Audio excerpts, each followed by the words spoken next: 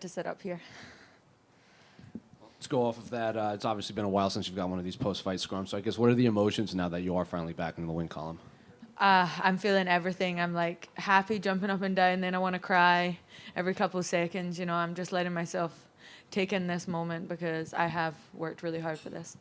After your last fight, you had said your body just kind of wasn't reacting to what you had prepared in such a good camp. Mm-hmm. So now that the fight's over, did the fight play out as you expected? Did your body react, and how was it in there? Yeah, I felt really good in there today. I felt calm. I felt like I belonged, and I was a little scared that it was such a long layoff. I think maybe that's why I fought a little hesitantly, but I thought I fought really good, and I got the win. That's all that matters. The commentary was noting that it seems like she was looking for one big shot to do damage, as opposed to the amount of volume that you were throwing. So, in terms of that, is that how you expected it to play out?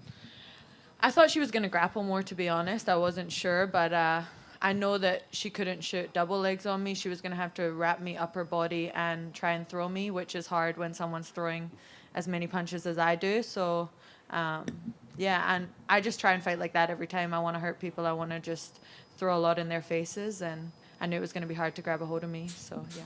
Before the fight even started, the comment, I think it was Dominic Cruz saying, I bet she goes for a headlock right away. So how much did you prep that headlock defense? Yeah, so we had about 3 weeks with this new opponent, I think, and it was the first thing we said was well, she loves a headlock, so we have to try and work on that. And that was interesting for me. I've never fought anybody who's done judo, so just learning how to defend judo is a new tool that I got from this camp, so yeah. And this was your first fight after going to Fight Ready, correct? So what Yeah. was it like having that new corner? It was great. I'm super grateful for everything they did for me this camp. They gave me time in and time out, everything that I asked for.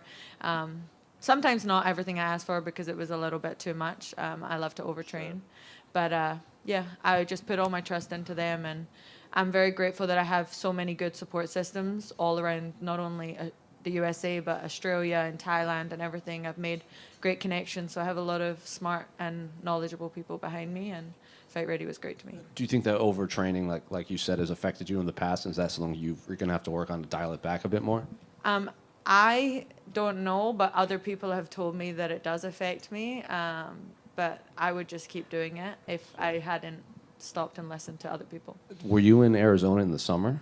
Yes. How was that? I live there. It was very hot this time around. I think I was there for 14 weeks this time around, so it was hot for sure.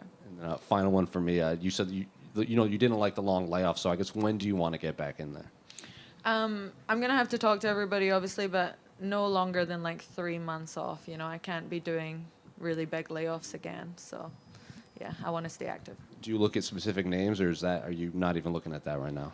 I want to take a look at the top 15 and see who's not booked. I want to fight someone in the top 15, and I know that I think 2 or 3 top 25 fights got booked this week, so I got to go and see who's not fighting. And Casey, the fight was important, but how do you rate your performance of your ray gun post-fight?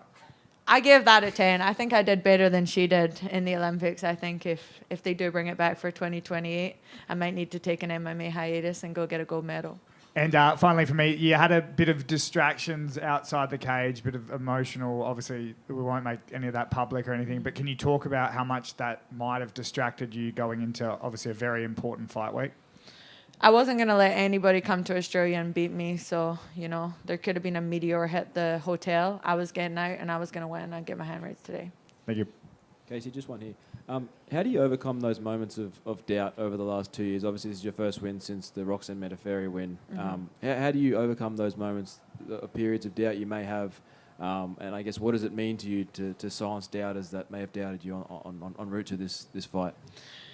It was very hard. It's something that I wouldn't say that I know how to do it. I've listened to other people. I started seeing a sports psychiatrist. Her name is Sharon. She's great. She's sort of helped me fight through those demons. But it's really like a identity crisis in a way, kind of, as a fighter. It's not just a bad day on the job. It's like your life is over after 2 fights. That's how everyone makes it out to be on the internet. So you can either sit there and listen to those people who can't make it here, or you can double down on yourself, trust yourself, and keep training, and you'll get there. Because I was having the performances in the gym, it just wasn't translating through yet into the cage. I think maybe a little bit to do with the knee and not trusting it fully, or maybe just a little bit of self-doubt. But I think I've cleared all that up. I felt the best I've ever felt mentally in the cage today.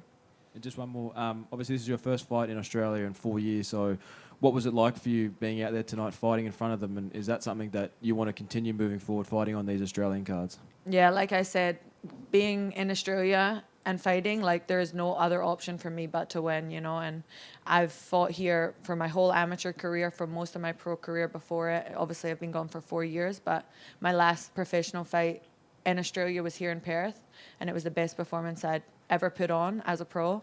And this was, you know, maybe not the best, but it was up there. And yeah, I'm just very grateful for all the Australian fans. That crowd was getting behind me crazily, and I felt the energy and I loved it.